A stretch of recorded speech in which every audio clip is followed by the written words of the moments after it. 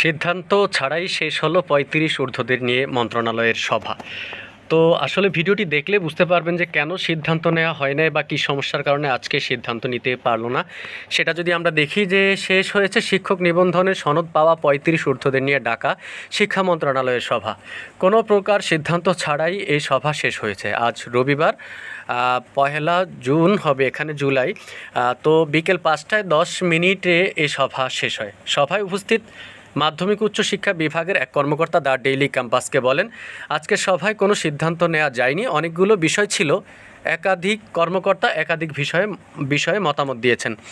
অর্থাৎ যেটা বলছেন যে একাধিক কর্মকর্তা একাধিক বিষয়ে মতামত দিয়েছেন।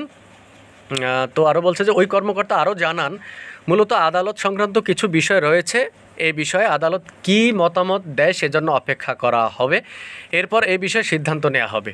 জানা গেছে এনটিআরসি এর সনদ অর্জনকারী ১ থেকে ১২তম এবং ১৭তম নিবন্ধনের ৩৫ ঊর্ধ্ব প্রার্থীরা গণবিজ্ঞপ্তিতে আবেদনের সুযোগ দেওয়ার দাবিতে দীর্ঘদিন ধরে আন্দোলন করেছেন। সেই আন্দোলনের প্রেক্ষিতে নিবন্ধনধারীদের বিষয়ে সিদ্ধান্ত নিতে এই সভা ডাকা হয়েছিল। তবে কোনো প্রকার সিদ্ধান্ত ছাড়াই এই সভা শেষ হয়েছে বলে জানা গেছে। তো ভিউয়ার্স, আসলে দেখেন যেটি ডেইলি ক্যাম্পাসে যেই প্রতিবেদনটি আসছে সেটি কিন্তু আপনাদেরকে জানানোর চেষ্টা করেছি।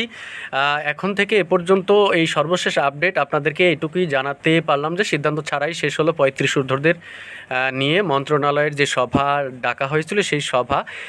তো আজকের ভিডিওতে এ পর্যন্তই। আমি দেখছি বা আমি আপনাদেরকে আরও আপডেট জানানোর জন্য আপনাদেরকে অনুরোধ করছি, সাথে থাকুন।